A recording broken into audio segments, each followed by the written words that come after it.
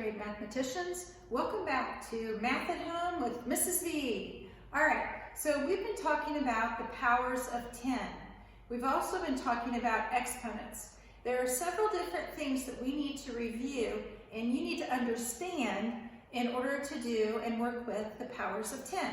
So first of all, we're going to review. All right, so say for instance, I take the number 10 and I make it to the power of 3. Okay, so there are several things we have to know. The 10 is called the base number. Okay, so we've got our base number. And then the 3 is our exponent. So you will hear those referenced that way in different assignments that you have, and you'll hear me reference them that way in class too. So you have to know what those mean. So the base number is the number that we are multiplying times itself, the number of times the exponent tells us to. So the exponent is kind of like the boss. He tells us how many times to multiply the base number, how many times it's times itself. Okay, so we've got 10 to the third power. So then what does this mean? This means 10 times 10 times 10. So the 3 tells me to multiply the 10 times itself 3 times. So 10 times 10 times 10. The 3 also tells me, so this would be expanded form. This is exponential form. This is expanded form. All right, so the 3 also tells me how many zeros there will be when I write it in standard form. So we've got exponential form, expanded form, and then 1, 2, 3. This is standard form. So we've got 3 different forms. These are all equivalent. So 10 to the third power equals 1,000. 10 times 10 times 10 also equals 1,000. Okay? So that's a little review. Now, how do we use these numbers written in exponential form, or these powers of 10, when multiplying and dividing? That's what we've been doing in class too. So, for instance, when I take the number 2 and 16/10 and I multiply that times 10 to the power of 1, okay? So that's multiplying 10 to the power of 1. So what do I need to know? I need to know what I do to this base number in order to multiply it to this number. Well, this base number, since there's only one out here, that means it's times 10. So because it's multiplying and the number's getting bigger, then I know that I'm going to move that decimal one place. So when I rewrite this, the decimal's going to be moved over one place to create a bigger number. So one place, so that would be 21 and 6/10. Well, what if we went ahead and did that original number times 10 to the power of 2? So we've got 2 and 16/10 times 10 to the second power. So we've got our base number of 10, we've got our exponent 2, so I multiply this 10 times itself 2 times. So that's the same as saying 10 times 10, which I know is 100. And 100 has how many zeros? 2. So how many places am I going to move? 2. 1, 2. So when I multiply 2 and 16/10 times 10 to the power of 2, I get 216. If I continued the pattern, and I took my original number, and I multiplied it times 10 to the power of 3, again, we've got our base number. The 3 tells us how many times the base number is going to be multiplied times itself. So that's the same as 10 times 10 times 10, which is equivalent to 1,000. And I'm going to multiply that times 2 and 16/100. So this time, I'm going to move the decimal 3 places. 1, 2, 3. So I'm creating a space. When I create a space, I have to fill that space with a placeholder. or a 0.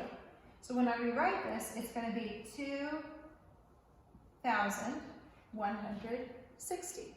Okay? Do you notice what happens each time I go up to another power? Okay, so if we went to 10 to the power of 4, then I would have to add another 0, and it would be 21,600. So it just continues to go up in that pattern. I'm hoping you're also seeing how this is also considered. This is kind of like the shortcut of writing the number, or it's kind of like the abbreviated way to write the number. Kind of like when you write Mrs., like for my name, Mrs. Van Boers, we write MRS instead of spelling Mrs. out.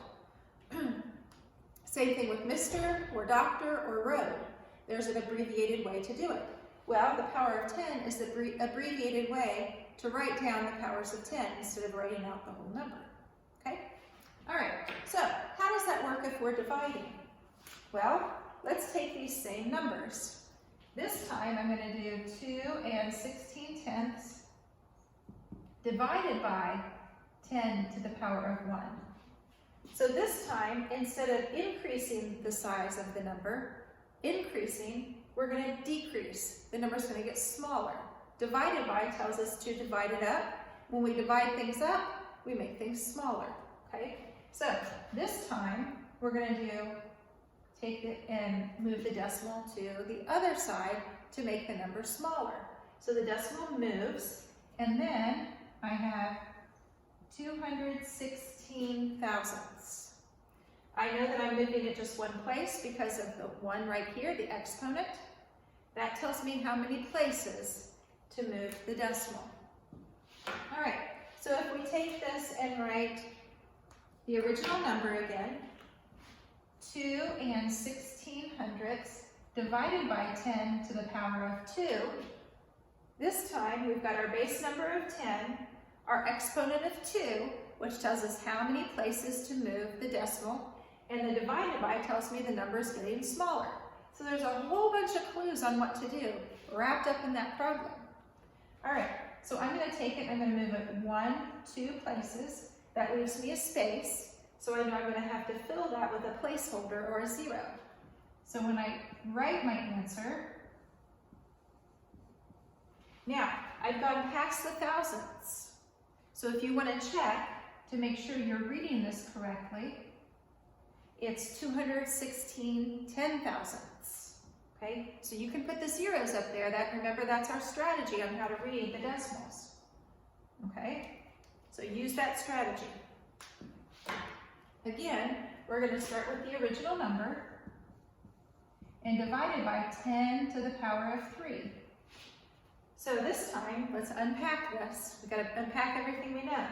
Divided by means the number's getting smaller. We've got our base number of 10 and our exponent of 3. So this tells me 10, if I wanted to write it out, this would be 10 times itself times 3 of them. So 10 times 10 times 10, which is 1,000. So we're dividing it by 1,000. So when we divide it by 1,000, we need to move it 3 spaces. So 1, 2, 3. This time I have 2 spaces that I need to fill up. So when I rewrite this, I'm going to fill it up with 2 spaces, and then 2, 1, 6 again, and then I'm going to read the number. So I can write out my sheet. Okay? So it would be 216 hundred-thousandths. Okay? All right. So this is the way that we're working with powers of 10. The way we're multiplying powers of 10 and dividing powers of 10. So remember, when you're multiplying, the number gets bigger. When you're dividing, the number gets smaller. Okay? We're going to be using exponents when powers of 10 to abbreviate our powers of 10. We're abbreviating them. So remember, all of this is considered part of the powers of 10 because all of this is equivalent. Okay? So 10 to the 3rd power, 10 times 10 times 10, and 1,000 all mean exactly the same thing. All right, so this week for your independent work, you are going to be working with the powers of 10, multiplying and dividing the powers of 10. So if you have any questions, please email me. All right? I want you to keep thinking, keep watching, always stay curious, and I'll catch you next time.